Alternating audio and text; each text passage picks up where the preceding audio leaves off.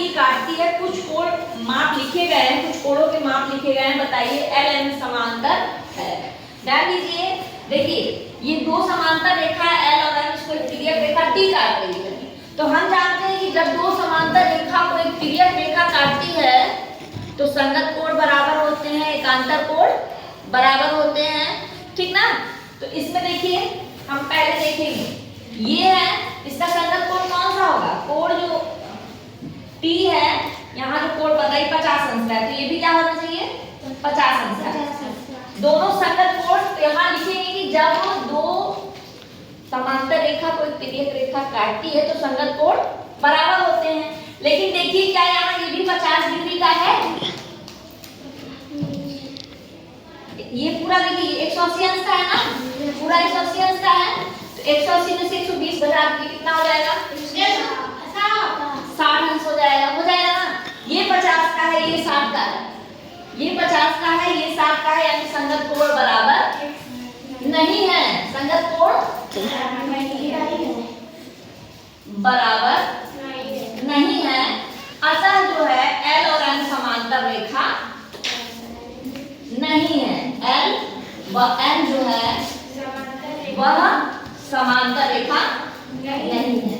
तो ऊपर आप लोग लिखेंगे कि जब दो समांतर रेखा को एक तिर्यक रेखा काटती है तो संगत कोण बराबर होते हैं, लेकिन यहाँ संगत कोण बराबर नहीं है, इसलिए एल जो है समांतर रेखा नहीं है। नेक्स्ट क्वेश्चन देखते हैं, क्वेश्चन नंबर फर्स्ट का सेकंड क्वेश्चन है, निम्नांकित चित्रों को दो रेखाओं एल और एम में एक तिर्यक रेखा टी काटती है, कुछ कोणों के माप दिए हैं, बताइए एल और एम समांतर है।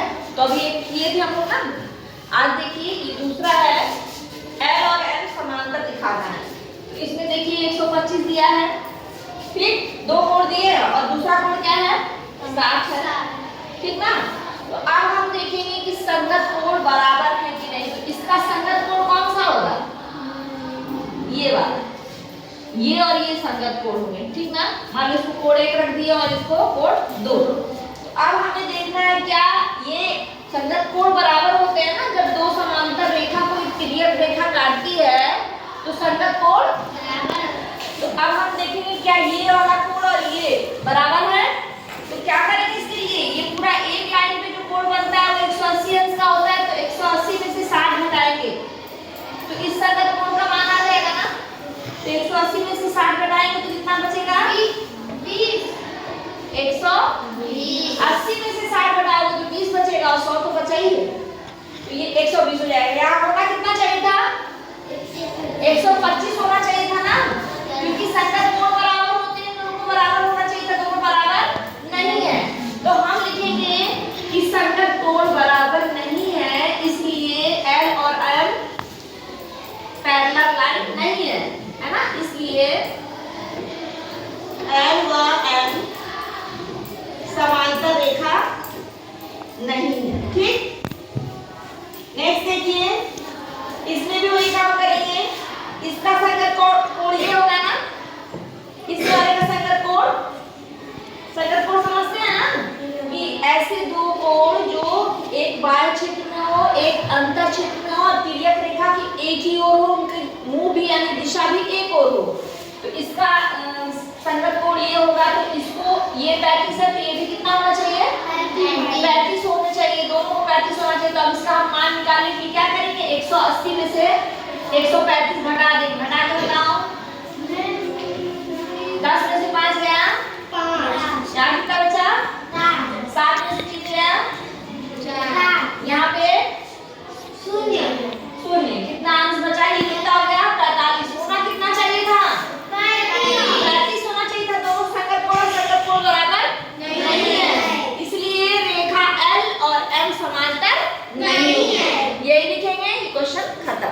सेकंड क्वेश्चन नंबर सेकंड देखिए, चित्र में ए पैरेलल है सीडी के, देखिए ये एबी है वो सीडी के पैरेलल है और सीडी पैरेलल है ईएफ के, सीडी जो है ईएफ के पैरेलल है। तो क्या एबी पैरेलल है ईएफ के, यानी एबी जो है वो पैरेलल होगा ईएफ के, यही पूछ रहा है, कारण बताइए। अब देखिए अगर एबी सीडी के समांतर है तो कोण 1 और 2 क्या होंगे संगत कोण, और संगत कोण क्या होंगे बराबर होंगे।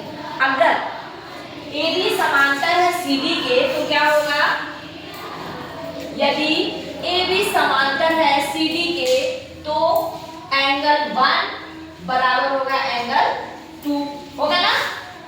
और अगर CD समांतर है, यदि CD समांतर है EF के तो एंगल 2 और 3 बराबर होंगे, क्योंकि ये सब संगत कोण है।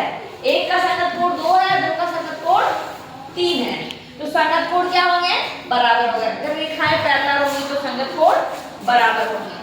तो जब एक जो है 2 के बराबर है, 2 3 के बराबर है, तो एंगल 1 जो है वो एंगल 3 के बराबर होगा। और जब एंगल 1 3 के बराबर होगा तो जो रेखा AB है वो EF के बराबर होगी।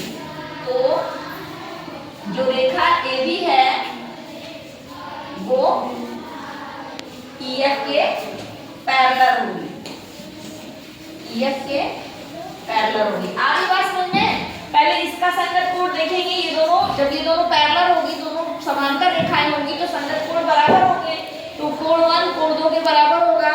उसके बाद देखिए अगर ये दोनों पैरेलल है तो कोण 2 और कोण 3 बराबर होगा। और जब कोण 2 3 बराबर होगा तो कोण 1 और 3 भी बराबर होगा। तो जो ये रेखा AB और EF है ये क्या होगी, समांतर होगी। नेक्स्ट देखते हैं, क्वेश्चन नंबर 3 है, चित्र में एंगल 1 और एंगल 2 समान है तो कारण बताइए जिससे यह सिद्ध हो सके कि L समांतर M है। तो सेम चीज यही करेंगे कि एंगल 1 और 2 कैसे कोण है, संगत कोण है ना। एंगल 1 व एंगल 2 कैसे कोण है, संगत कोण। और संगत कोण क्या है, बराबर है ना। और संगत कोण कब बराबर होते हैं, जब दो रेखाएं समांतर होती हैं, आपस में समांतर होती है। तो एंगल 1 और 2 संगत कोण है, एंगल 1 2 के बराबर है प्रश्नानुसार। प्रश्न में दिया है ना कि एंगल 1 और 2 बराबर है, इसलिए जब संगत कोण बराबर होते हैं तो क्या होता है, रेखा L समांतर होगी रेखा M के। आगे बात समझ में, इस तरह ये सिद्ध हो गया। नेक्स्ट क्वेश्चन देखते हैं।